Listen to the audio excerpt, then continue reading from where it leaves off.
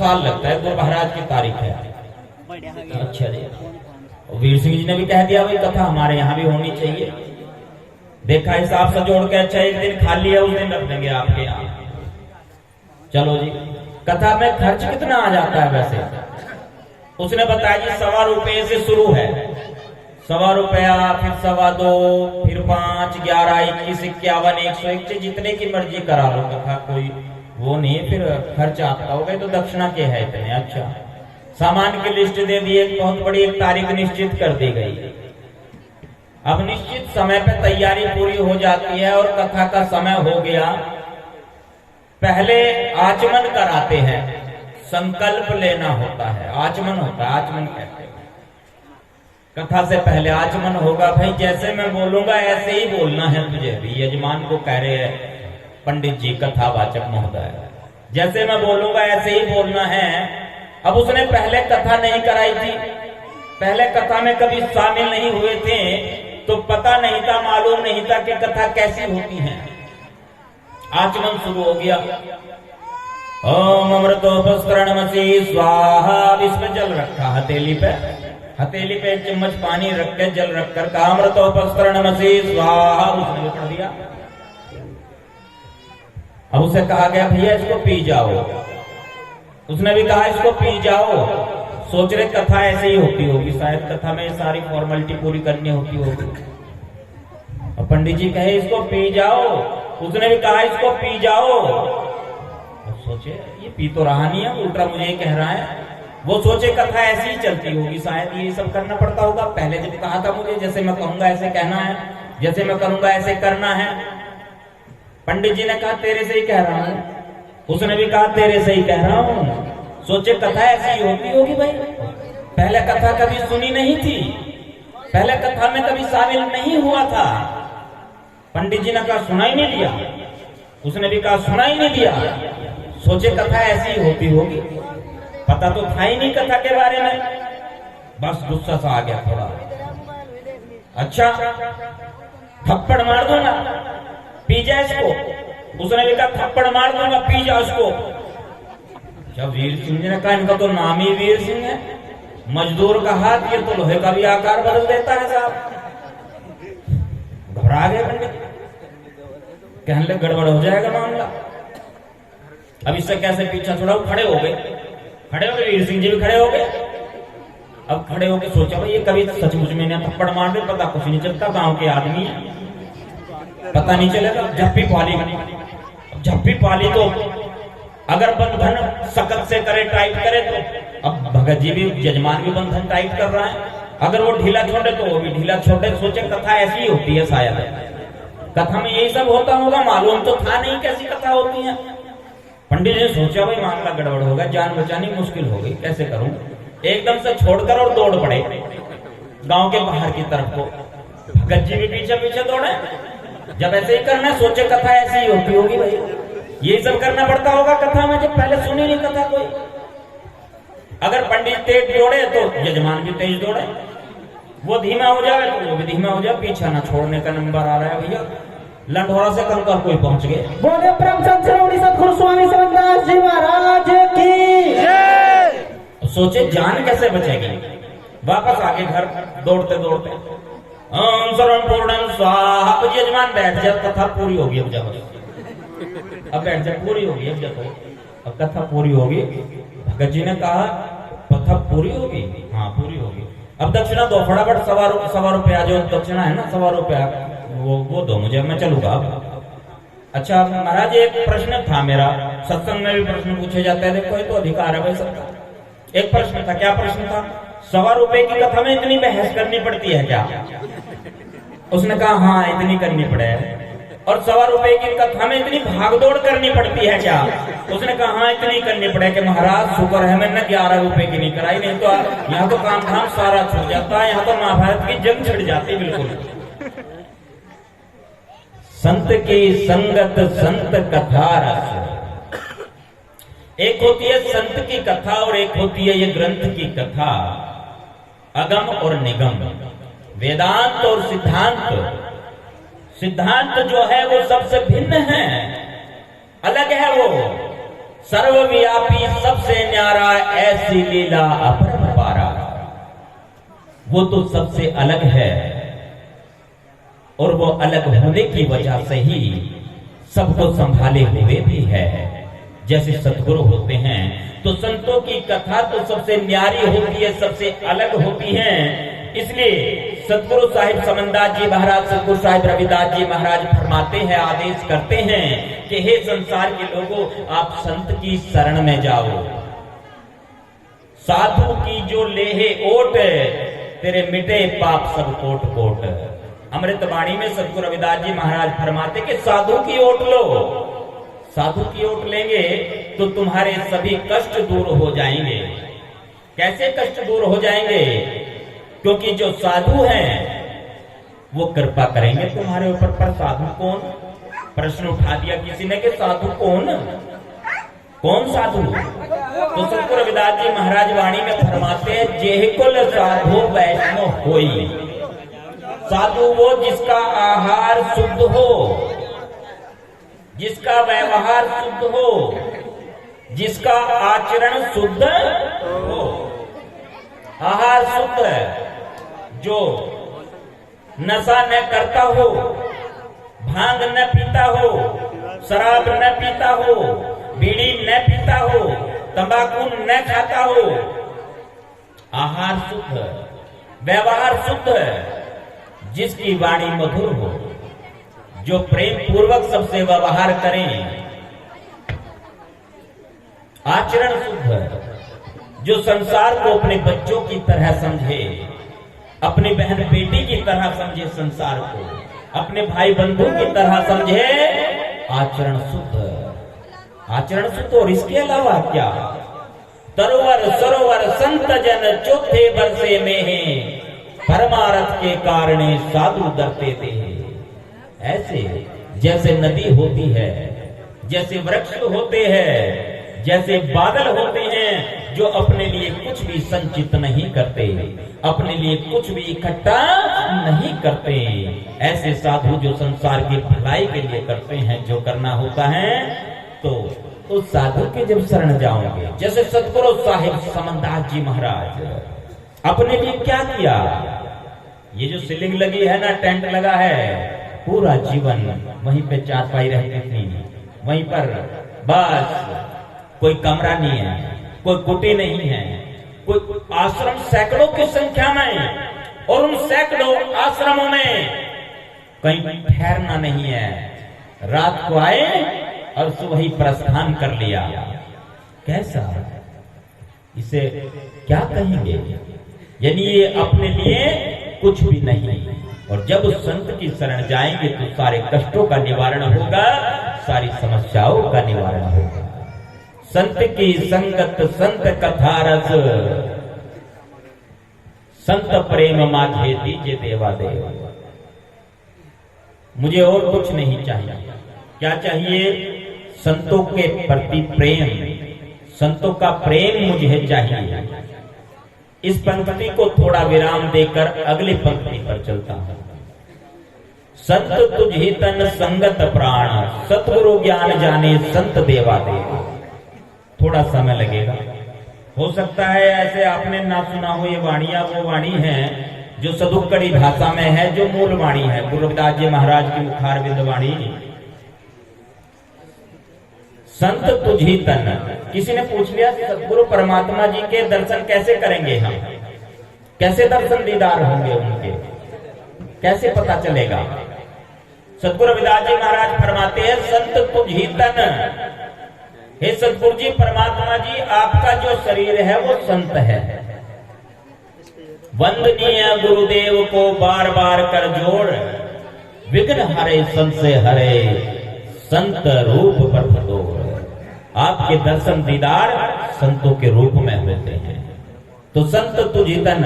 अब जो शरीर है संतों का वो कौन है? संत है। जो सतगुरु का, परमात्मा जी का जो शरीर है वो संत है। अब शरीर से ही काम चल जाएगा क्या? उसमें प्राण भी तो चाहिए। सतगुरु रविदास जी महाराज 650 साल पहले फरमाते हैं, संत तुझी तन संगत प्राण। बिना जान के शरीर को क्या कहेंगे? कहेंगे नहीं भाई प्राण नहीं है इसमें, इसको तो उठाओ ले चलो। संगत प्राण। अब प्राण कौन है, किसको कहा है प्राण? प्राण कहा है संगत को, कि संगत प्राण है। प्राण से काम चल जाएगा खाली? अगर प्राण ही है और उसे शरीर जड़ चेतन, जड़ और चेतन ये दोनों हैं, जब तक दोनों नहीं मिलेंगे तब तक तो काम नहीं चलेगा। जड़ चेतन में आप विराजे राव रंग एक को सहरी, कहे रविदास डांड नहीं दूंगा खरी नौकरी है मेरी। तो यहाँ पे तो जरूरी है। अब प्राण है संगत, संगत प्राण। प्राण अकेले नहीं ठहर सकते हैं, प्राण को आवश्यकता होती है तन की, शरीर की।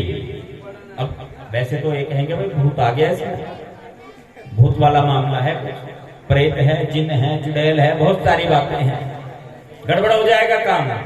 संत तुझी तन संगत प्राण सतगुरु ज्ञान जाने संत देवादेव। ये जो ज्ञान होता है अपने आप नहीं आता है, इसको जानने के लिए संतों की शरण में जाना होता है। संत बताते हैं इस बारे में, संत दर्शाते हैं इस बारे में। संत तुझी तन संगत प्राण सतगुरु ज्ञान जाने संत देवादेव। संत आचरण संत च मार्ग संत च ओलगणी। मुझे क्या चाहिए? संतों का आचरण जैसा है, मुझे भी उसी पे चलना है। अब संतों का आचरण कैसा है, किस तरह का संतों का आचरण होता है? नदी में स्नान कर रहे हैं संत, नदी में स्नान कर रहे, एक बिच्छू बहा हुआ जा रहा है पानी के बहाव में। अब चेला नदी के किनारे खड़ा है, संत जी ने हाथ पे उठाया उसको, भाई ये मर जाएगा, पानी में डूब जाएगा। बिच्छू ने डंक मार दिया हाथ में, वो हाथ से छूट गया पानी में। चेला देख रहा है गुरुजी क्या कर रहे हैं। गुरुजी ने फिर से उठाया उसको, बिच्छू ने फिर डंक मारा, 3 4 5 बार, कई बार ऐसे ही हुआ। लास्ट में महाराज ने ला करके उसको नदी किनारे छोड़ दिया। स्नान पूरा हुआ। चेले ने कहा गुरुजी ये बार बार आपको डस रहा था, डंक मार रहा था, फिर भी आप इसको उठा करके हाथ में बाहर छोड़ रहे हैं, इसके प्राण आपने बचा लिए, इसने तो दया नहीं की, आपने ऐसा क्यों किया? तब गुरु ने कहा बेटा वो बिच्छू है, उसका स्वभाव है डंक मारना, और संतों का स्वभाव क्या होता है? संतों का स्वभाव है क्षमा, संतों का स्वभाव है माफ करना, संतों का स्वभाव है दया करना। और जो मेरा स्वभाव है, जो मेरा आचरण है, उसको मैं कैसे बदल सकता हूं जब ये जानवर, जब ये जीव अपने आचरण को नहीं बदल सकता। क्या आप सुन रहे हैं जी? सुन रहे? एक जयकारा बुलंद करे जो बोले सो निर्भय। सतगुरु रविदास जी महाराज की, सतगुरु स्वामी ज्ञान भिक्षुक जी महाराज की, सतगुरु स्वामी समनदास जी महाराज की। एक छोटा सा ब्रेक आ गया बीच में। अखिल भारतीय संत शिरोमणि सतगुरु रविदास मिशन रजिस्टर्ड व गुरु रविदास आश्रम गुरुगद्दी ऊन रजिस्टर्ड के संस्थापक परम श्रद्धेय सतगुरु साहिब समनदास जी महाराज के पूज्य गुरुदेव सतगुरु स्वामी ज्ञान भिक्षुक जी महाराज की 171वें जन्म जयंती के उपलक्ष्य में गुरु रविदास आश्रम गुरुगद्दी ऊन में एक भव्य सत्संग का आयोजन होने जा रहा है। 27 अक्टूबर की रात्रि में गुरु रविदास आश्रम गुरुगद्दी ऊन में। तो आप सभी को सादर आमंत्रित किया जाता है, आपके लिए निमंत्रण है ये गुरुगद्दी ऊन की ओर से। आप सभी ने जरूर पहुंचना है वहां। पूरे आप उत्साह के साथ में उस दरबार को नतमस्तक होइए। सतगुरु स्वामी ज्ञान भिक्षुक जी महाराज की जीवित समाधि है वहां पर, और जहां पर मत्था टेकने से सभी की मनोकामनाएं पूरी होती है। आप वहां जाकर के मत्था टेक के सजदा करें। आइए जी गुरबाणी की ओर चलते हैं। संत आचरण संत चो मार्ग संत चो ओलगणी। सबका अपना अपना स्वभाव होता है, अपने स्वभाव को कोई बदलना नहीं चाहता, आदतों को कोई बदलना नहीं चाहता। ये आदत है मन की, मन में जो आदतें घुस गई वो बदली नहीं जाती। आप किसी काम को 21 दिन तक लगातार करें, निश्चित समय पर, चाहे कुछ भी करें, मन को वो आदत बन जाएगी। और जैसे ही मन को वो आदत बनी, आपको पता भी नहीं चलेगा। वो आदत फिर छूटती नहीं है, वो ऐसी आदत बन जाती है। इसलिए सतगुरु महाराज सत्संग के लिए फरमान करते कि सत्संग करो, इससे तुम्हारे दुखों का तो नाश होगा ही, साथ ही तुम्हारा आगे का कुछ कर्म भी बनेगा। संत आचरण संत चो मार्ग संत चो ओलग ओलगणी, और एक मार्ग भगत चिंतामणि, जनी लखाओ असंत पापी सनी। आपके चरणों में एक और मांग है मेरी सतगुरु जी। वो मांग क्या है? मुझे पापी व्यक्ति के दर्शन मत कराना। अब पापी कौन हो गया? पापी किसको कहा है? नुगरा मानुष ना मिलो पापी मिलो हजार, एक नुगरे के शीश पर लख 84 भार। एक व्यक्ति जिसने नाम दीक्षा नहीं ली, गुरु की शरण नहीं गया, ठीक है भाई, वो मनमुखी है। एक ऐसा है उसने दीक्षा ले ली है, नाम दीक्षा ले ली है, शपथ ले ली है, महात्मा जी के पास गया, नामदान दे दो जी, शपथ दे दो, ले ली शपथ। थोड़े दिन के बाद प्रोग्राम दोबारा शुरू कर दिया उसने अपना, पहले वाला ही। पहले कम करता था, अब की बार ज्यादा कर दिया, डबल पहले से है। पहले पौवे में काम चल जाता था, बोतल से कम में नहीं काम चलता, तो डबल कर दिया काम। यानी गुरु की शरण तो गया, गुरु की शरण में जाने के बाद भी उस नियम को तोड़ दिया। और अगर गुरु के नियम को तोड़ दिया तो उसको कहते हैं नुगरा, उसको कहते हैं नुगरा। सबसे बड़ा पापी तो वही है। सतगुरु महाराज कहते हैं कि मुझे ऐसे पापी व्यक्ति के दर्शन ना कराएं जो गुरु के वचन को ही तोड़ चुका हो। वो क्या करेगा, किस काम आएगा? रविदास भने जाने सो जान। सतगुरु रविदास जी महाराज फरमाते हैं कि मैंने तो अच्छे से जान लिया है, मैंने जान लिया है ये, और आप सब भी जान लो। क्या जान लो? संत अनंत अंतर नाही। संतों में और उस सतगुरु में अंतर नहीं है, अंतर नहीं है। अंतर है तो सिर्फ सोच का हमारी। हम सोचते हैं ना, हम सोचते हैं ये आश्रम ये है भैया फला जगह है, ये आश्रम फला जगह है, ये साधु वहां है, ये साधु वहां है। जितने भी प्रज्ञा पुरुष हुए सबका जो निर्देश है ना वो एक रहा है। जितने भी समकालीन संत हुए हैं, अब एक बहुत बड़ा प्रचलन चल रहा है, कईयों ने यूट्यूब पे डाल रखा। क्या डाला है कि गुरु रविदास जी कबीर साहिब के शिष्य थे, ऐसे भी, जबकि हमने बचपन से सुना है नानक पानक गुरु रविदास कबीरा इन चारों का एक शरीरा। वो समकालीन संत थे। ऐसे ही अब चल रहा है, सारे भेद से ऊपर उठ करके संतों की शरण में आए, और जब संतों की शरण में आएंगे तो सारे कष्टों का निवारण हो जाएगा, सारी समस्या का हल हो जाएगा। एक बार जयकारा बुलंद करेंगे, जो बोले सो निरभय। जगत गुरु सतगुरु रविदास जी महाराज की, सतगुरु स्वामी समनदास जी महाराज की, सतगुरु ज्ञान भिक्षुक जी महाराज की। एक पंक्ति जो मैंने आपको विराम देने के लिए कहा था, संत की संगत संत कथा रस, संत प्रेम माझे दीजे देवा देव। हे सतगुरु जी, मुझे तो संतों का प्रेम चाहिए, वो प्रेम कम नहीं होना चाहिए। अब ये जो प्रेम वाला मामला है ना, ये प्रेम के विषय में सतगुरु रविदास जी महाराज, सतगुरु समनदास जी महाराज ने स्पष्ट किया है कि प्रेम क्या है। साधो भाई प्रेम करो भरपूरा, दिल में दर्शे हजूरा।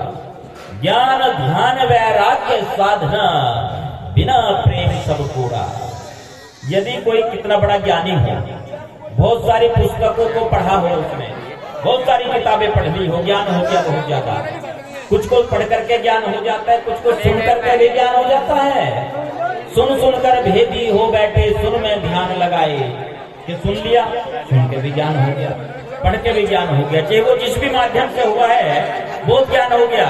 और ज्ञान होने के बाद भी हृदय में प्रेम नहीं है, हृदय में प्रेम नहीं है तो वो उसका ज्ञान बेकार है।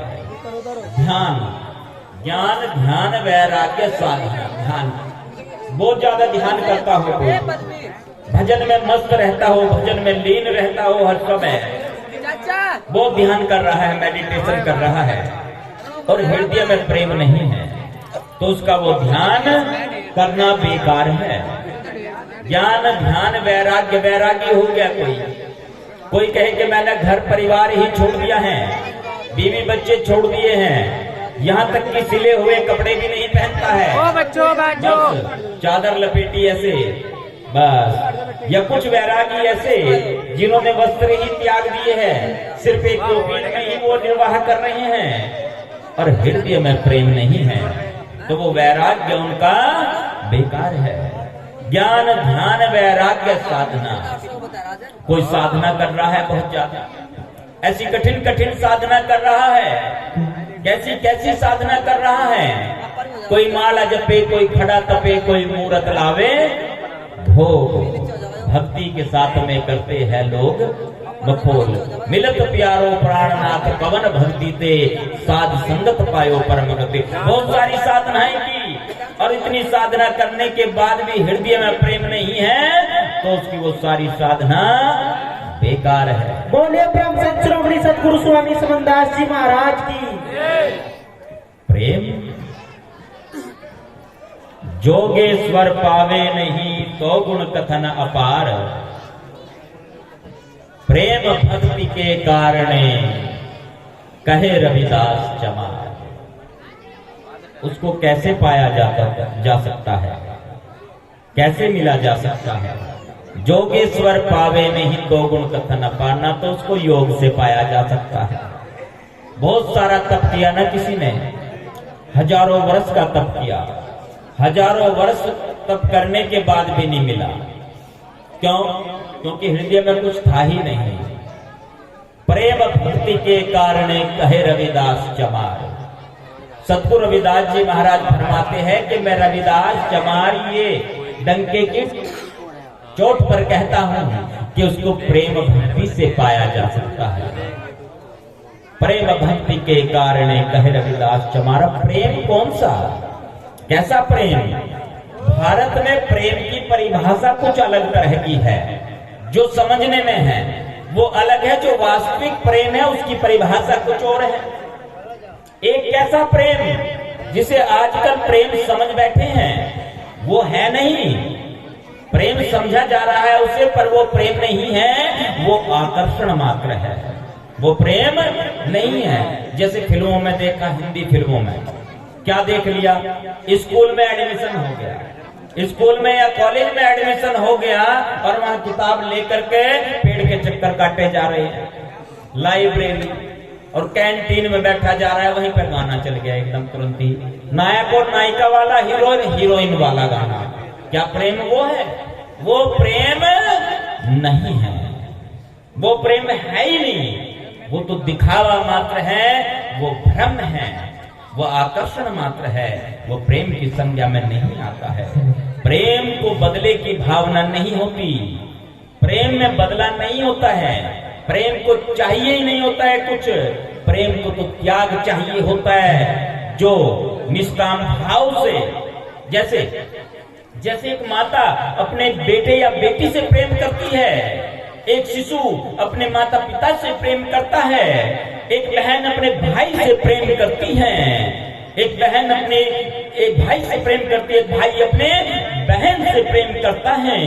वो प्रेम एक बार आपने देखा होगा लड़की की शादी, और लड़की की शादी में सभी रो रहे हैं। लड़की की जब डोली विदा होती है ना, लड़की विदाई के समय में सब रो रहे हैं। कई सारी औरतें भी हैं, वो भी रो रही है, गले मिल मिल कर रो रही हैं। लड़की की दादी भी रो रही है। रोना पड़ेगा, क्यों? ये फॉर्मेलिटी है, पूरी तो करनी पड़ेगी।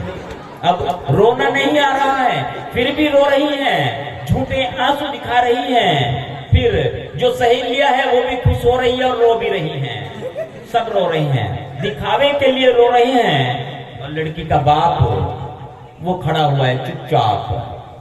विदाई हो जाती है, डोली घर से विदा हो जाती है, और उसके बाद वो लड़की का बाप एक कोना ढूंढता है घर का, और उस कोने में सबसे नजर छिपा करके आंसू रुकते नहीं है उसके, किसी को दिखाए बिना। क्या उस प्रेम के बारे में पता है? क्या उस प्रेम की बात की? नहीं। उस प्रेम के बारे में जब तक नहीं पता चला तो फिर क्या लाभ है? जोगेश्वर पावे नहीं तो गुण कथन अपार, प्रेम भक्ति के कारणे कहे रविदास चमार। सतगुरु रविदास जी और सतगुरु समनदास जी ने उस प्रेम के विषय में कहा है कि निष्कपट प्रेम, निष्काम प्रेम, जिसमें बदले की भावना नहीं है, वो प्रेम था मीरा का, तभी तो नाम हो गया उसका। वो प्रेम था मीरा को, आज नाम अमर हो गया दुनिया में। लोगों ने क्या क्या कहा, क्या क्या संज्ञा दी, फिर भी नहीं वो अपने मार्ग से हटी जरा भी।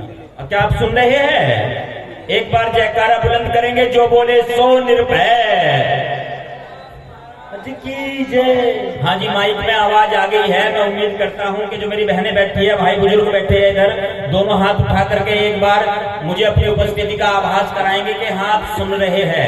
हो सकता है जो दो बात मैं अब आपसे चलते चलते करूंगा, चलते चलते हुए आदमी की बात कम सुनी जाती है, उस पर ध्यान कम दिया जाता है। अब चलते चलते दो बात और करनी है, उसकी चोट और ज्यादा लग सकती है, तो वो चोट तो मारनी पड़ेगी। देखो गुरुजी मारते थे, चोट हमारे बस का नहीं है चोट मारनी, चोट तो वो मारते थे। और उनकी चोट ऐसी थी कि जहाँ जहाँ चोट मारी ना, वो पक्का मजबूत हो गया था।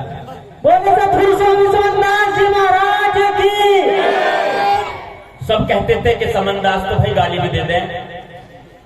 एक बार मन में प्रश्न उठा, मैंने कहा गुरुजी चर्चाएं बहुत चलती है आपकी, गुरुजी तो अंतर्यामी घट-घट की जानने वाले। प्रश्न को तुरंत परख गए एकदम, कहने लगे बात सुन। मैंने कहा हाँ जी सुनाओ। दीवार में कील ठोकी क्या तुमने? मैंने कहा हाँ जी। कहने लगे फिर तकिए से ठोकी है हथौड़े से? मैंने कहा गुरुजी हथौड़े से। कहने लगे बेटे तकिए से कभी कील ना ठोका करती, हथौड़ा बजाना पड़े तब जाकर कील ठुकती है। स्वामी समनदास जी महाराज की, आचार्य श्री कमलपाल जी महाराज की।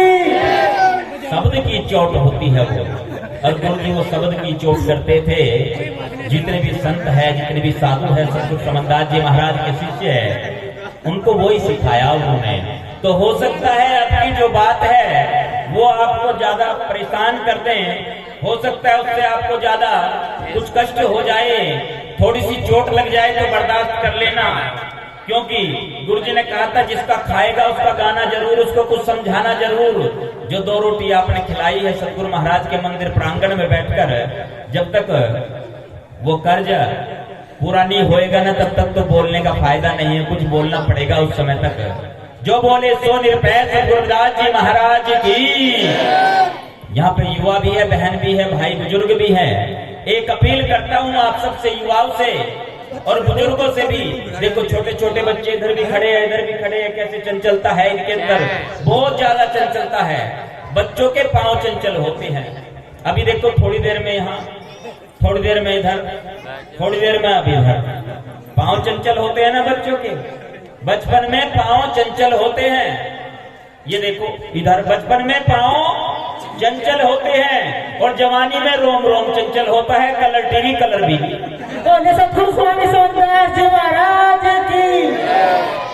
शादी से पहले शादी का लड्डू फूटेगा मन में, और भैया शादी के बाद जलेबी बन जाएगी उसकी। इतनी उलझन, इतनी उलझन, इतनी उलझन कि उलझन ही इतनी, बहुत ज्यादा रस तो टपक रहा है उसमें से। दूसरे भी देखें कि हाँ बहुत बढ़िया है, बढ़िया मामला है, पर उलझन इतनी, वो जलेबी को पता है कि कितनी उलझन है, बहुत ज्यादा उलझन है। और ऐसी शादी हो गई, परिवार वालों में समस्या। कैसी समस्या परिवार वालों में? माँ तो यूं कहे बढ़िया मास्टर नहीं आ गई घर में ही। जब से ये मास्टर नहीं आई ना, तब से हमारी सुनता ही नहीं लड़ता, बस इसी का हो गया। एक रात में ऐसे जादू कर दिया इसने तो भैया, ये तो सुनता ही नहीं। इसके लिए माँ कोई नहीं है, बाप कोई नहीं है, भाई कोई नहीं है, बहन कोई नहीं है, और कोई नहीं है। पहले साधुओं के पीछे पीछे फिरे था, अब जो गुरु भी कोई नहीं है, अब तो गुरु भी उसे बना लिया इसने भैया। ऐसी ऐसी कहानियां चलने लगती है। बचपन में पांव चंचल होते हैं, जवानी में रोम रोम चंचल होता है, उलझने आने लगते हैं, बंटवारे होने लगते हैं घर के। पहले जो ज्वाइंट फैमिली थी, इकट्ठा परिवार था, जो बहुत दिनों से इकट्ठे रहते चले आ रहे थे, पता नहीं चलता था किस कोने से धुआं उठ रहा चूल्हे में, पता नहीं चलता था कि आज खाना कौन बना रहा है। और फिर अलग मकान की मांग उठने लगती है, बहुत बढ़िया, प्रश्न चिन्ह लगने लगते हैं कई माताएं कहती है सारा ससुराल में दे रहा है, और ससुराल वाले ये कहते हैं घर वालों को ही दे रहा है, लड़की को नहीं पूछता है। बेचारे की हालत खराब हो गई, क्या करें, मामला ऐसा ही है। बचपन में पांव चंचल होते हैं, जवानी में रोम रोम चंचल होता है, और बुढ़ापे में जबान चंचल होती है। बुजुर्गों से भी आग्रह है, क्या जब तेरे काम रहे ना बस का उठेगी झाल बतेरी। बहुत ज्यादा मन में तरंगे उस समय उठती हैं कि मुझे ये भी करना था, वो भी करना था। दो चीजें देखो आप, एक तो होता है बच्चा और एक होता है बुजुर्ग। दोनों अलग अलग समय में जीते हैं। जो बच्चा होता है वो भविष्य में जीता है। बच्चा कि मैं बड़ा होकर डॉक्टर बनूंगा, मैं बड़ा होकर वकील बनूंगा, मैं इंजीनियर बनूंगा, ये बनूंगा, वो बनूंगा, फलाना बनूंगा, भविष्य की बात। और जो बुजुर्ग है वो करता है भूतकाल की बात। बेटे जब मैं तेरी उम्र का था ना 500 टन बैठक लगाऊंगा, जब मैं तेरी उम्र का था उस टाइम तो मैंने 4 लड़कियों की शादी कर दी थी, जब मैं तेरी उम्र का था तब मैंने ऐसे कर दिया था, तब मैंने वैसे कर दिया था। बुजुर्ग जो है वो भूतकाल में जीते हैं, जो बच्चे हैं वो भविष्य काल में जीते हैं। और जो जवान है ना, वो जवान वो हलचल में जीते हैं, वो एक जगह स्थिर नहीं है। जब तक हमारे देश का समाज का जवान युवा, चाहे वो बहन बेटी है, चाहे वो लड़के हैं, जब तक वो संभलेगा नहीं तब तक नक्शा बदलने वाला नहीं है। मैंने देखा बाबा साहब की मूर्ति लगी थी अंदर, बाबा साहब ने कहा शिक्षित बनो, संगठित रहो, संघर्ष करो, पे बैक टू सोसाइटी और सत्ता प्राप्त करो, 3 से आगे भी बढ़ो, 4 और 5, 5 आदेश है बाबा साहब के हमारे लिए। तो क्या अब ये युवा भटक रहे हैं? मैंने देखा है, आपने भी देखा होगा, बच्चे मोबाइल को लेकर कोने में, बाहर से घूम करके आए, मोबाइल लिया कोने में। परिवार में 4 सदस्य हैं, एक फेसबुक पे और तेरा इतने लाइक हो गए भाई, एक जीप से निकाल के फोटो डाल दिया, सेल्फी कर रहे हैं उसमें, अब पता नहीं चला 1000 लाइक हो गए उसमें। तो महात्मा जी ने पानी डाल दिए, उसे कोई ना पूछ रहा। अब वो जीप से टेढ़ी मिट्टी कर दी, मुंह इधर उधर को घुमा दिया, और उसको भैया 1000 लाइक आ गए, बहुत बढ़िया। बच्चा कोने में एक तरफ बैठा है, फेसबुक चला रहा है, दूसरा बच्चा दूसरे कोने में बैठा है, उसने स्नैपचैट खोल रखी। तीसरे वाला वो क्या है, व्हाट्सएप पे लगा पड़ा है। परिवार के 4 सदस्य पहले समय में एक जगह बैठ करके खाना खाते थे, परिवार के सदस्य। अच्छा जी हम आए, भगत जी कहने लगे जी आपके खाने का इंतजाम यही है। मैंने कहा यहाँ क्यों है, मेरे भाई आ रखे हैं, मैं सबके साथ बैठ कर नीचे नहीं खाऊंगा। है नहीं जी बात, ऐसा मौका तो कभी कभी मिलता है। अपने आप तो चाट ही रहे, किस दिन कुछ चाट रहे, किस दिन कुछ चाट रहे, 5 उंगली घी में, सिर कढ़ाई में, सबके साथ बैठने का मौका तो कभी कभी मिल रहा है। तो सौभाग्य की बात है कि महाराज की कृपा से इनकी वजह से एक साथ बैठे, इकट्ठे बैठे। परिवार में भी ऐसा ही होना चाहिए।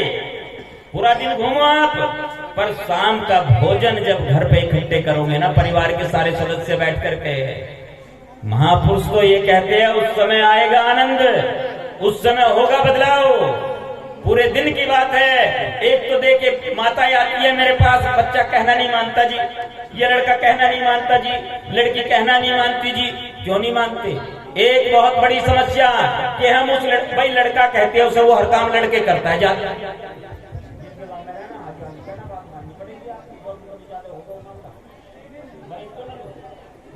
अच्छा ठीक है, सतनाम जी पूछना पड़ा है भाई। देखो जिनके गांव में रहना, हाजी हाजी कहना भाई, जो आयोजक है उनकी कदर करनी पड़ती है या नहीं। तो बहुत अच्छा आपका ये सहयोग रहा है। आपका बच्चा कहना नहीं मान रहा है, बात नहीं मान रहा है, लड़का है लड़ रहा है, वो घर में भी लड़ रहा है, बाहर भी लड़ रहा है, आंखें दिखा रहा है। भाई इसका नाम तो वैसे नौजवान है। नौजवान नौ के पहाड़े की तरह होता है। नौ का पहाड़ा आपके याद होगा, मैं भी सुना देता हूँ, मेरे भी याद है। 9 एकम 9, 9 दूनी 18 में 1 और 8 को जोड़ेंगे 9, 9 के 27 में 2 और 7 को जोड़ेंगे 9, 9 चौक 36 में 3 और 6 को जोड़ेंगे 9, 9 पजे 45 में 4 और 5 को जोड़ेंगे 9, फिर आगे 54 5 4 को जोड़ेंगे 9 9, फिर आगे 63 6 3 9 9 72 7 2 9 9 9 81 8 1 9 9 2 90 9 और 0 9। भाई ये तो पूरा है, पर ये अपने आप को पूरा समझ नहीं रहा, ये अधूरा समझ रहा, ये अधूरा समझ रहा, और ये पूरा होने के चक्कर में दाएं बाएं झांकता फिर रहा है बेचारा। इसमें से गड़बड़ हो गया काम। अब ये जो झांकने का मामला है ना, बंगले झांकने का मामला है, ये बंद करना पड़ेगा।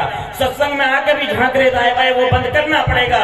अब पता चला भाई सत्संग में जाना, मेरी बहनों की तरफ आपकी तरफ मुखातिब होता हूं, मैं आपकी तरफ आऊंगा, यस चलकर नहीं आऊंगा, मेरी बात आपकी तरफ आ रही है। बहनों को पता चला कि सत्संग में पजामा 1 घंटे तो घर से बाहर ना निकली। अब ये भाई मोटरसाइकिल स्टार्ट करके 100 रुपए का पेट्रोल फूक दिया इसने, वो घर में से बाहर ना निकल पा रही। क्यों? पता चला तैयार हो रही। तैयार सत्संग में जाने के लिए क्या तैयार होना रह गया उसमें? तैयार होना क्या रह गया उसमें? भाइयों से कहते हैं भैया शराब ना पियो, नशा ना करो, ये ना करो, वो ना करो, पर थोड़ा सा ब्यूटी पार्लर भी कम कर दो मेरी बहनों तुम। अब ये जो ब्यूटी पार्लर वाला इतना सारा सामान है, अगर इसे भी थोड़ा सा कम कर दोगी तो बहुत सहयोग मिल जाएगा। बेचारे को जो सांस आ जाएगा, जिसे वो पूरे रात दिन पता नहीं कैसे कैसे कमा रहा है लोहा पीट पीट कर, उसको भी थोड़ी सी राहत मिल जाएगी, कृपा हो जाएगी उस पर भी।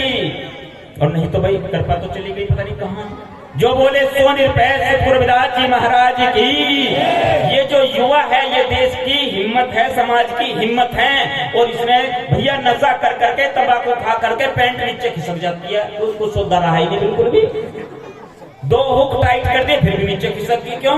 सोदा रहा ही नहीं। कल को जब बलिदान की बात आने लगेगी, भाई समाज के लिए बलिदान की बात है कोई शेर का बच्चा जिसे मरना लगता हो। अच्छा, गुरु गोविंद सिंह नंगी तलवार लेकर के लहरा रहे हैं कि है कोई शेर का बच्चा जिसे मरना लगता हो। अच्छा भाई, लाखों की भीड़ में से कोई ना आवे, सन्नाटा छा गया कि महात्मा के सर का खून सवार हो गया, अब तो मारेगा। अब कौन मरना, कौन चाहे? मरना कोई नहीं चाहता, कृपा चाहे सब महाराज की हमारे दुख आप ले लो, आप दब जाओ दुखों में। पर मरना हमारे बस का ना है, हम तो कृपा चाहते हैं महाराज आपकी। कोई ना, लाखों की भीड़ में से कोई नहीं आया, एक आया निकल के, हाथ बंधे हुए है, गर्दन झुकी हुई है, नजरें नीचे है। गुरुजी जो आपकी कृपा, जो आपका आदेश मुझे स्वीकार है। अच्छा, पर्दे के पीछे लेकर के गए, चीखने की आवाज आई और खून से सनी हुई तलवार लेकर के दोबारा आए। और कोई है क्या भाई बता दो, फिर कभी अरमान दिल के दिल में रह जावे। अब की बार तो और ज्यादा सन्नाटा छा गया। जो बोल रहे थे ना कुछ पीछे वाले वो भी चुप हो गए, जो इधर बत्ती सी दिखा रहे थे वो भी चुप, सब चुप शांत। भाई महाराज ने गड़बड़ कर दी, एक तो मार दिया, आज पता नहीं कितनों की बलि देंगे। फिर एक और आया हिम्मत सी करके, 5 छांटे थे लाखों की भीड़ में से, 5 प्यारे कहा जाता है उनको, 5 प्यारे कहा जाता है उनको। लाखों की भीड़ में से 5 को छांटा था। आज भी उनकी पूजा होती है। और जब भैया वो पतलूनी ना टिकरी ना, यहाँ नशा कर लिया, परेशान हो गए, वो पतलूनी नीचे खिसक गई, फिर कहाँ धर्म की रक्षा होगी, कहाँ समाज की रक्षा होगी, कहाँ कौम की रक्षा होगी? फिर तो होने का ना कुछ भी, समस्या हो जाएगी। इसलिए हिम्मत और हौसले की आवश्यकता है। भाई युवाओं के अंदर जोश है। एक आग लगी हुई है गांव में, और आग में सब तो भाग्य 2 रह गए। वही 2 कौन रह गए? एक तो है लंगड़ा और एक अंधा। अब लंगड़ा बेचारा आग तो दिख रही, इधर लग रही, पर भागा ना जाए।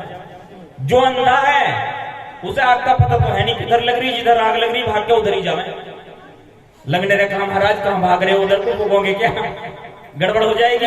एक काम करो, आपस में कंप्रोमाइज कर लेते हैं भाई, समझौता कर लेते हैं। अब समझौता कैसे करोगे?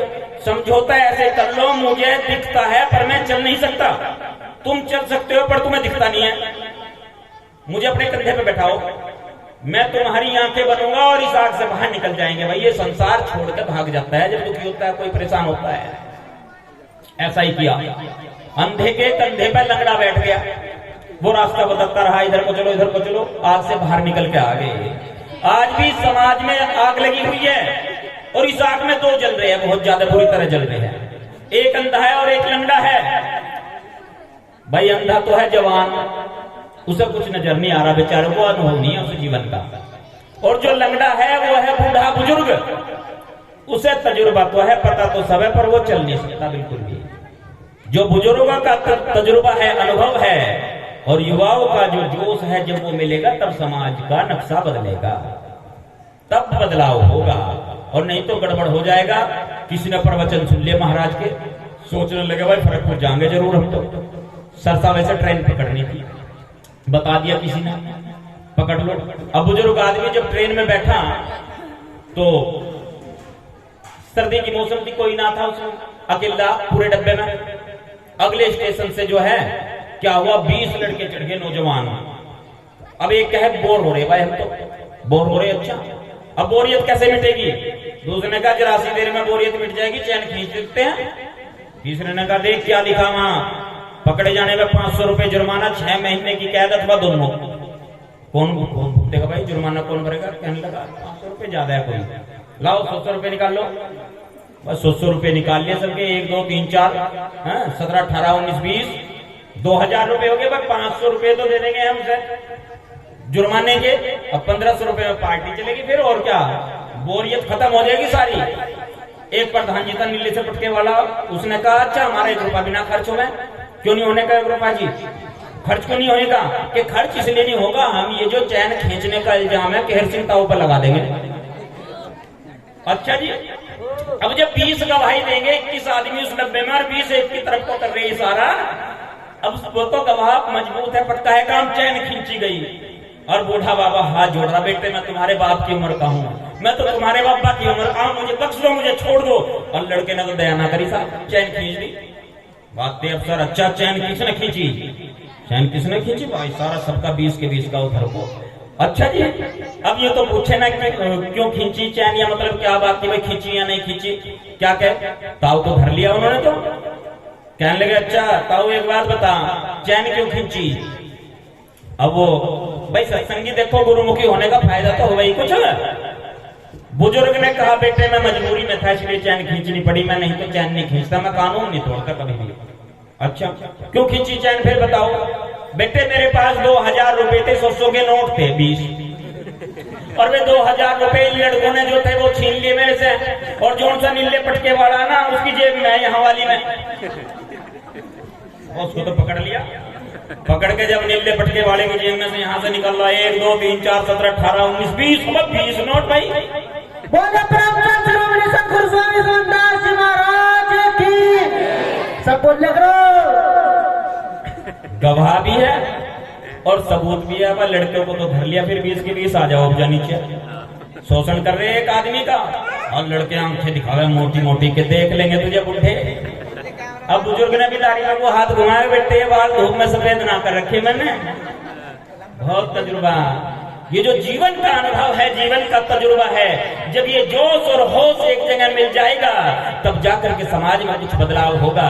हमने देखा भाई जो युवा है ना, नौजवान, ये सोचा रहे तो बुढ़े हो गए, इनमें करंट ना रह रहा, इनकी सलाह क्या लो, छोड़ दो, इनकी सलाह तो लेनी ठीक ही ना है। फिर अब पूछा नहीं जाता उन्हें बेचारों को।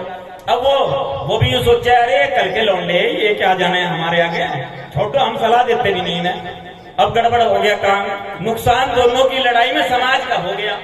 जब तक ये जोश और होश एक जगह नहीं मिलेगा तब तक बदलाव होने वाला नहीं है। अब बदलाव की बात है, प्रेम से रहें। सतगुरु स्वामी समन्दास जी महाराज फरमाते हैं, साधो भाई प्रेम करो भरपूरा, दिल में दर से हुजूरा, ज्ञान ध्यान वैराग्य साधना, बिना प्रेम सब पूरा। अब सतगुरु महाराज तो क्या कहते हैं, चलते चलते संदेश में चलते चलते एक बात और आपको बता देता हूँ 1 मिनट में, क्योंकि फिर कई सारे वक्ता हैं, उनका भी नंबर आना है, फिर सारी बातें हैं वही सब सोचना पड़ता है। देखो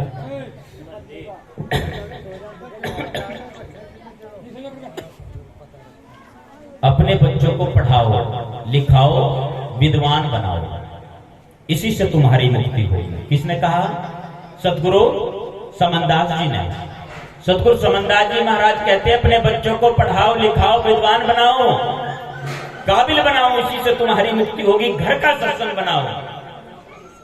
काबिल बनाने का मतलब क्या है? कामयाब और काबिल दोनों में अंतर है। यदि बच्चा काबिल हो गया तो कामयाबी उसके पीछे पीछे घूमेगी। इसलिए ये तो प्रकरण अब तक इतना चल रहा था। अब जो महत्वपूर्ण बात है वो गुरु जी का आदेश है हमारे लिए, क्योंकि गुरु जी ने हमें आदेश किया। आज स्वामी जी का जन्मदिन के मौके पे हो रहा है प्रोग्राम। स्वामी जी ने आदेश किया कि बच्चों को काबिल बनाओ, और वो काबिल बनेंगे कैसे? जब उन्हें अच्छी शिक्षा प्राप्त होगी।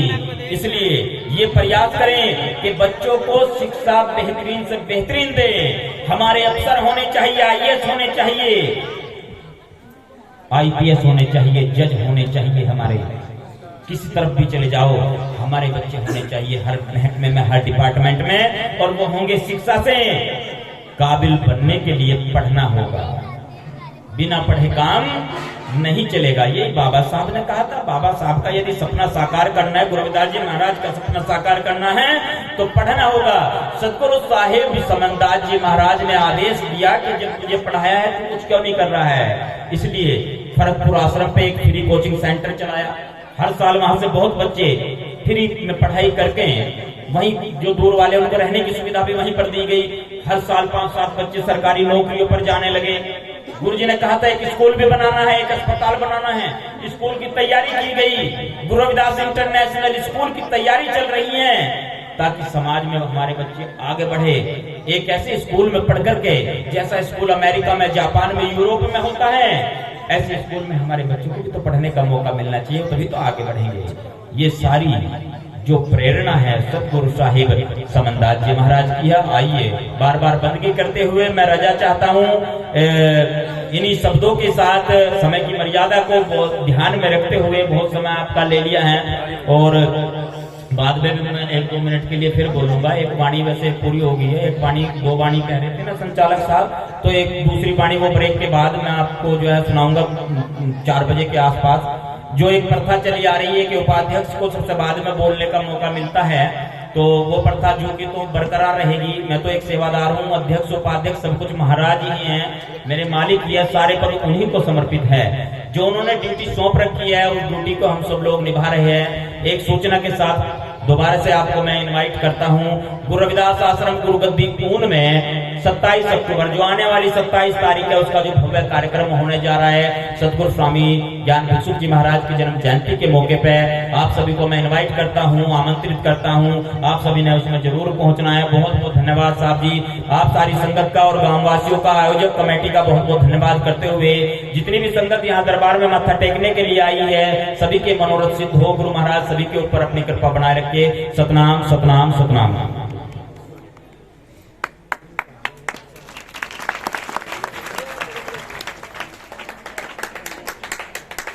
सतगुरु महाराज की प्यारी सात संगत को सतनाम सच्चाई जी।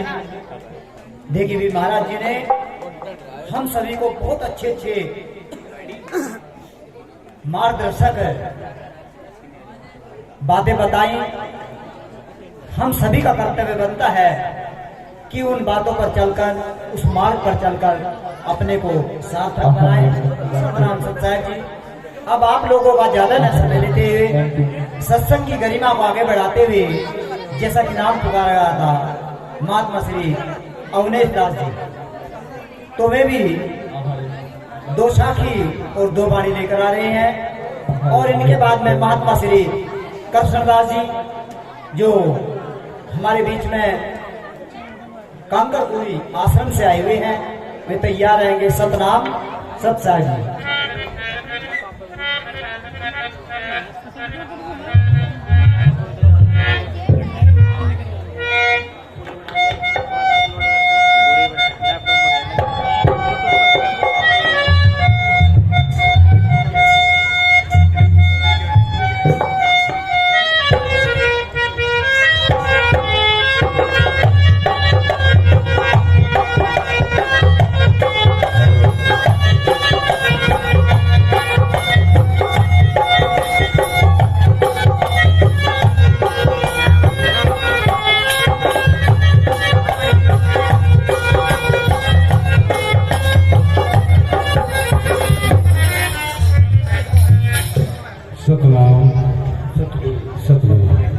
भाई देखिए गुरु निर्मियो, बड़ी खुशी की बात है जो आज गांव लड़होरा गुजर में सतगुरु महाराज के जन्म दिवस पे इस सत्संग का आयोजन रखा, जिससे आज हमें भी आप सब लोगों के दर्शन करने का सौभाग्य मिला। और हम सतगुरु महाराज से अरदास करते हैं, सतगुरु महाराज आपके कार्य में तरक्की लाए, अन्न धन से भंडार भरे। सतनाम सतनाम।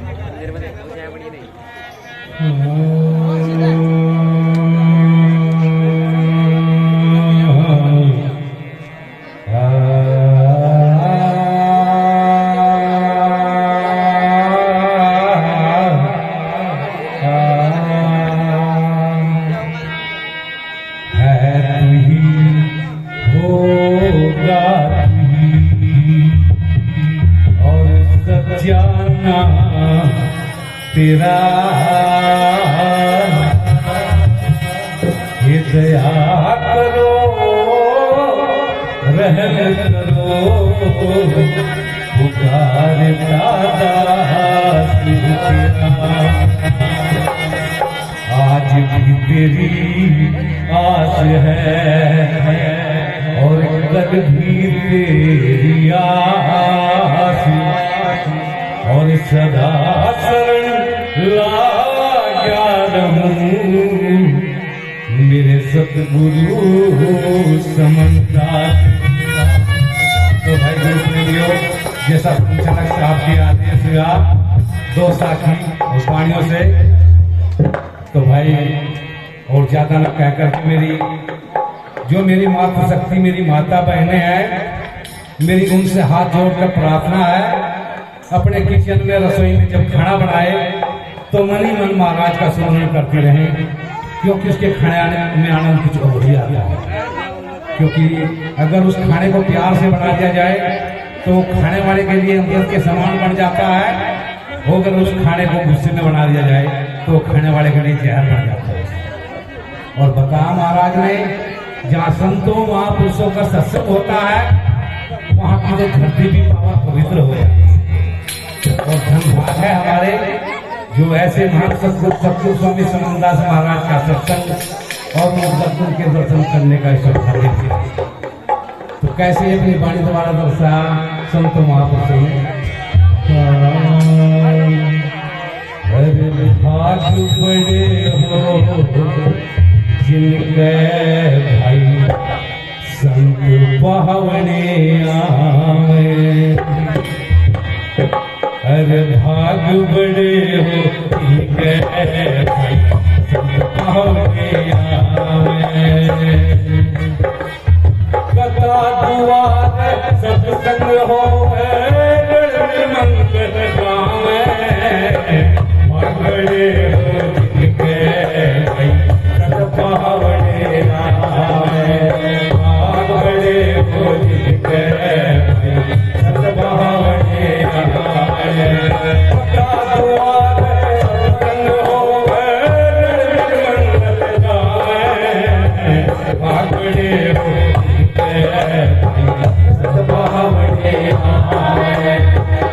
बड़े हो जिनके भाई सतभावने आए।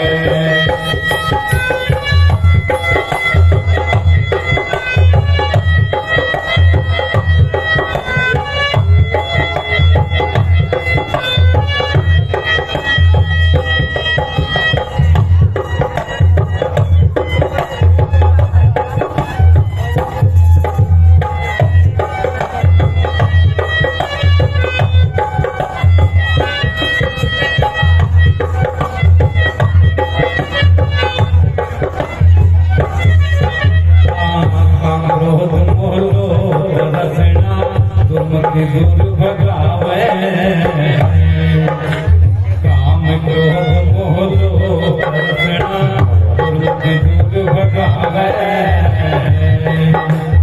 राग दिवे पर निंदा जगते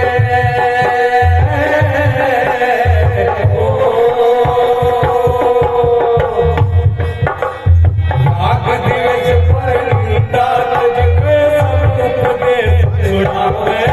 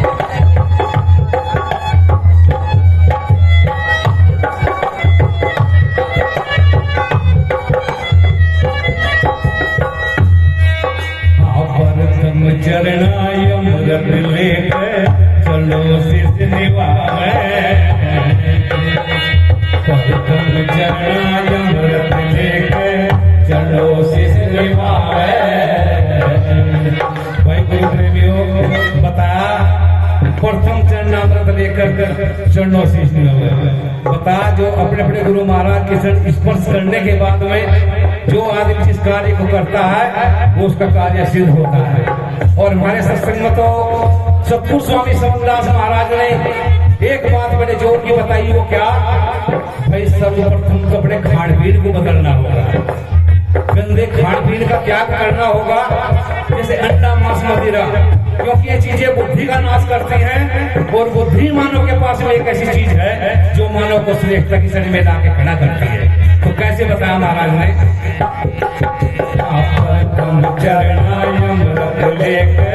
चरणों से निभावे,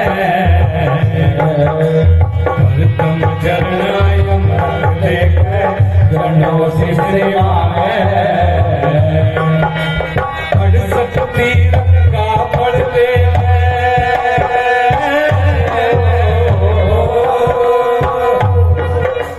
68 तीरथ का फल ले, कर बैठे मिल जावे, और बड़े हो दिन के भाई बड़े आवे, भाग बड़े हो दिन के भाई बड़े आवे, आकाश वाला सत्संग होवे, भाग बड़े हो दिन के भाई बड़े आवे, भाग बड़े हो दिन के भाई बड़े आवे।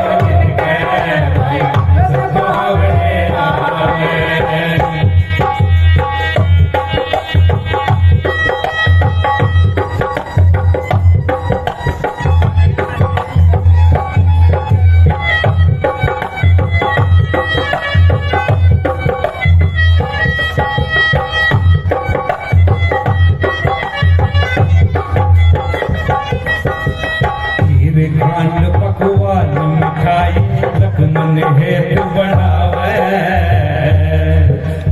खीर खांड पकवान मिठाई लखमन हेतु बढ़ावे, कर्म ही कर्मों का मारा,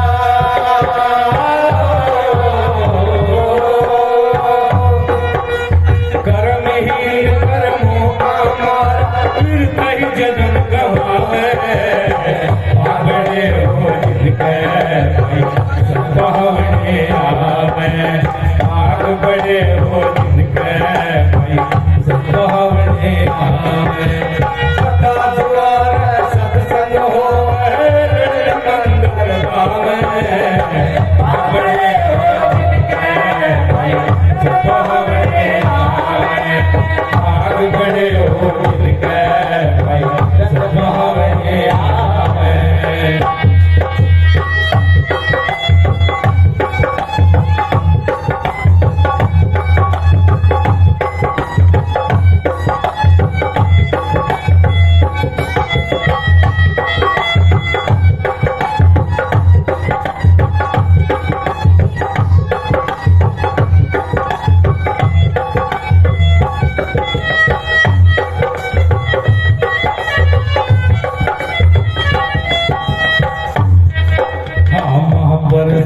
दुर्जन कोर दुर्लभ साधु संग नित खावे, भाई बताया ये सत्संग के अंदर संतों महापुरुषों की वाणियों का जो अमृत रस बहता है, इस प्रसाद को देवी देवता भी तरसते हैं। ये तो धन भाग है हमारे जो ऐसे महान सतगुरु के दर्शन और सत्संग सुनने का सौभाग्य प्राप्त किया। तो कैसे बता, महाप्रसाद दुर्जन दुर्लभ साधु संत नित्य खावे, महाप्रसाद दुर्जन दुर्लभ साधु संत नित्य खावे,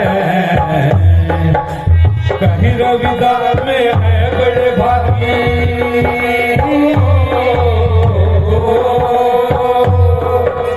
कह रविदास में है बड़े भागी, हरदम दर्शन पावे, बड़े हो जिनके भाई संभावने आवे, बड़े हो जिनके भाई संभावने आवे, कथा द्वार सत्संग होवे, मंगल गावे, भाग बड़े हो जिनके भाई संभावने आवे, भाग बड़े हो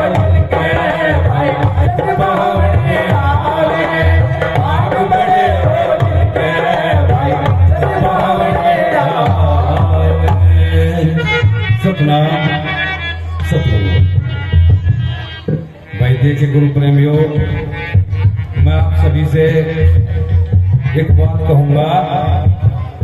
आज ये जो अच्छा स्टेज मिला, अच्छा कपड़ा मिला, अच्छे स्कूल मिले, अच्छे दर्जन की नौकरी मिली, लेकिन आप लोगों ने इसकी कीमत थोड़ा ही चुकाई। आपको तो जो कुछ भी मिला वो बिना दाम के मिला। इसकी कीमत तो रमाबाई का त्याग, बाबा साहब की संतान, बाबा साहब के पुत्रों ने चुकाई। क्योंकि जिसका एक बेटा मर जाता है वो एक नहीं 12 साल रोती है माँ, और हिम्मत है रमाबाई की जिसके 4 बेटे रहे। आज की कोई माँ होती, आज का कोई बाप होता तो वो समाज सेवा बहुत पहले छोड़ देता है। तो कैसे अगर बाबा साहब के अधिकार को खो दिया तो भाई ये अच्छा गाना, अच्छा खाना नहीं रहेगा, और दूसरा अम्बेडकर भारत में पैदा नहीं होगा, ध्यान रखना। तो कैसे बताया, कैसे पानी द्वारा दर्शा तेरी नजरे इनायत न होती, दलितों की जुर्म से रिहाई न होती, दलितों की जुर्म से रिहाई न होती, तेरे इनायत न होती, दलितों की जुर्म से रिहाई न होती, दलितों की जुर्म से रिहाई न होती।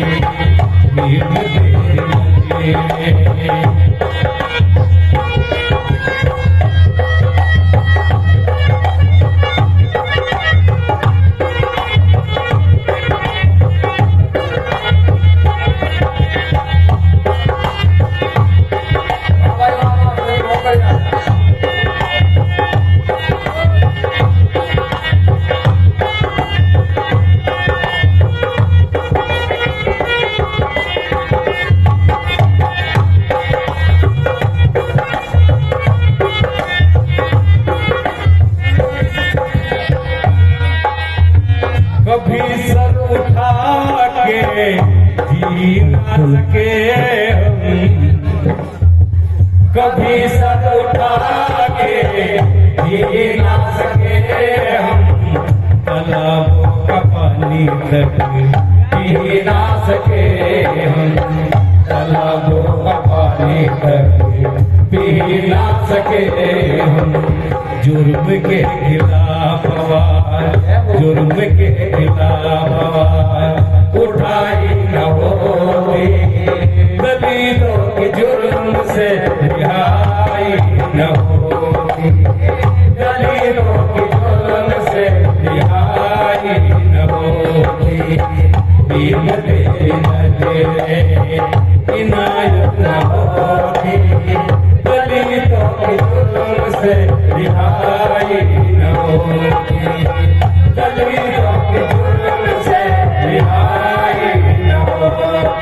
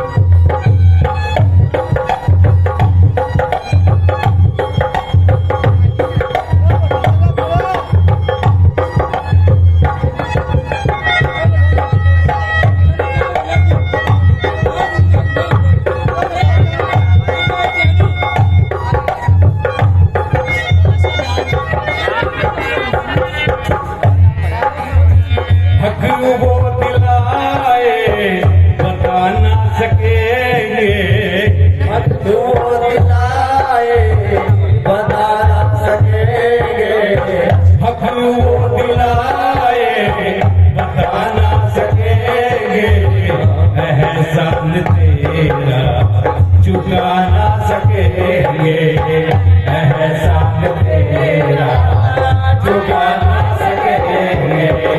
दलित कौन गोरा, दलित कौन गोरा दिखाई न होती, दलितों की जुर्म से रिहाई न होगी, दलितों के जुल्म से रिहाई न होगी,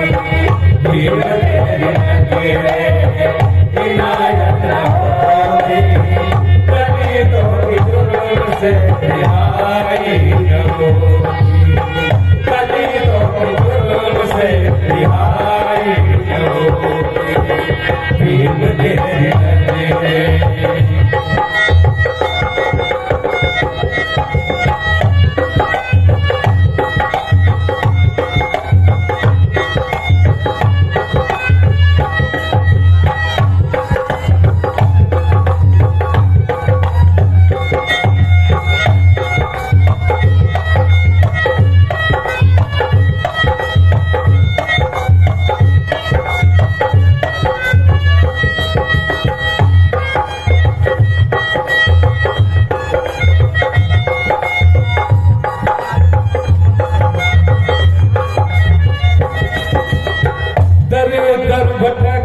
तेरे हुए फिर रहे थे, दर दर भटकते हुए फिर रहे थे, दर दर भटकते हुए फिर रहे थे, भगवान जाने कहाँ सो रहे थे, भगवान जाने कहाँ सो रहे थे। वही देखे गुरु प्रेमी को बताया, दर दर भटकते हुए फिर रहे थे, न जाने भगवान कहाँ सो रहे थे। जिनके दरवाजों पर तब जाओ, जब दलित पर अत्याचार हो रहा था यहाँ, तो इन भगवान कहाँ पड़े सो रहे थे। इन्होंने जब कराई इन्हीं के आने जाओ इनके दरवाजे पर।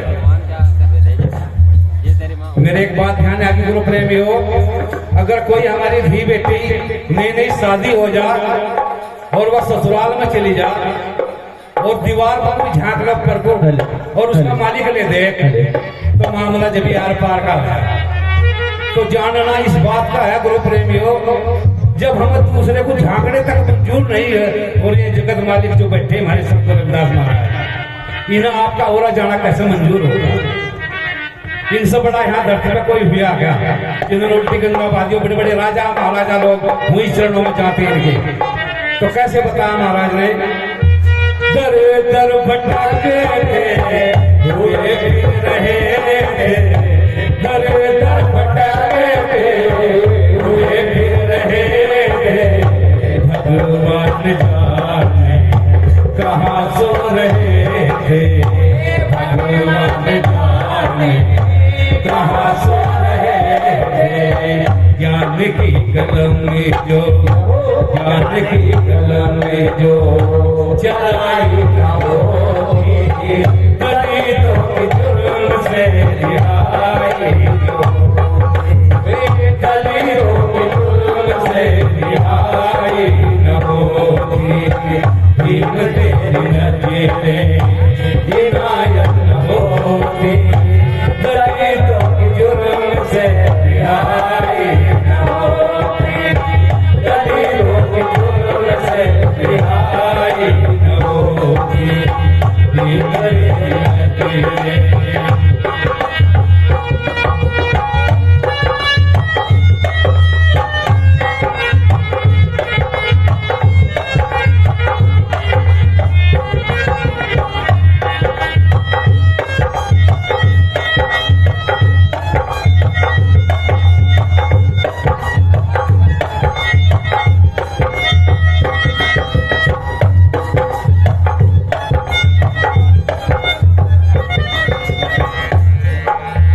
दलितों के तुम ही भाग्य विधाता, ओ दलितों के तुम ही भाग्य विधाता, दलितों के तुम ही भाग्य विधाता, वैसे तो दुनिया में हर कोई आता, वैसे तो दुनिया में हर कोई आता। भीम भीम को जग में, भीम भीम को जग में लाई होगी, दलितों के जुल्म से रिहाई न होगी, दलितों के जुल्म से रिहाई न होगी,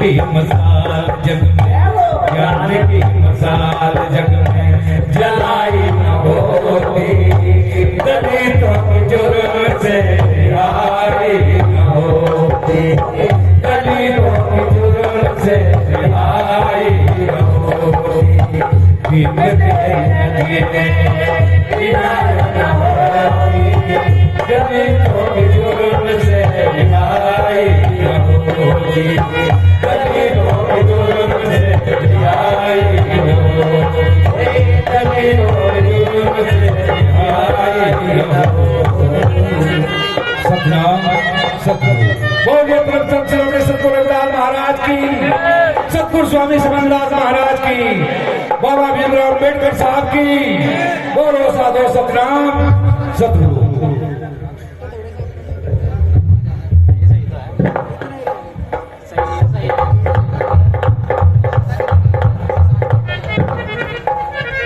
सतगुरु महाराज की प्यारी साथ संगत को सतनाम सत्साई जी। देखिए भी महात्मा जी ने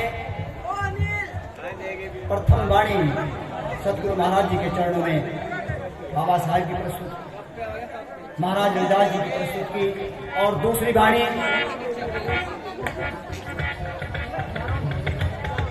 उस महान हस्ती की दर्शाई जिन्होंने हमें यहाँ पर खड़े होने का अधिकार दिया, मंदिर मस्जिदों में जाने का अधिकार दिया, एवं छुआछूत जैसी बीमारी का खंडन कर इस वाणी के उपदेश के माध्यम से इस जीव को चेताया गया। तो सतगुरु महाराज की प्यारी साध संगत जी, इस प्रकार अभी महात्मा जी ने सतगुरु महाराज की प्यारी साध संगत का मार्गदर्शन किया, और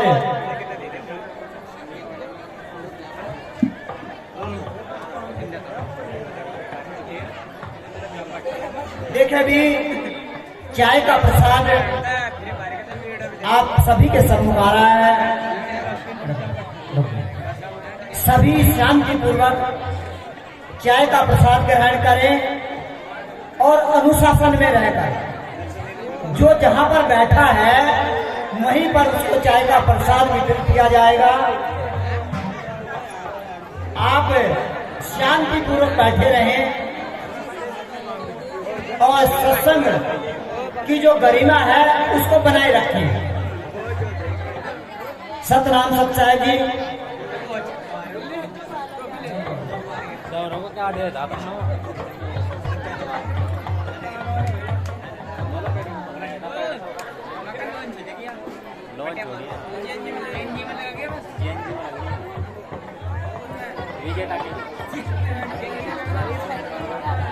चंडीगढ़ है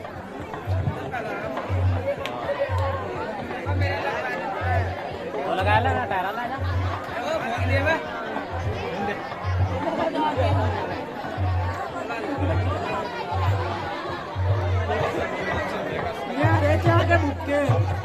ओ भाई नंबर नहीं आराम से सब रोक कर रहे हैं बस मैं देख ले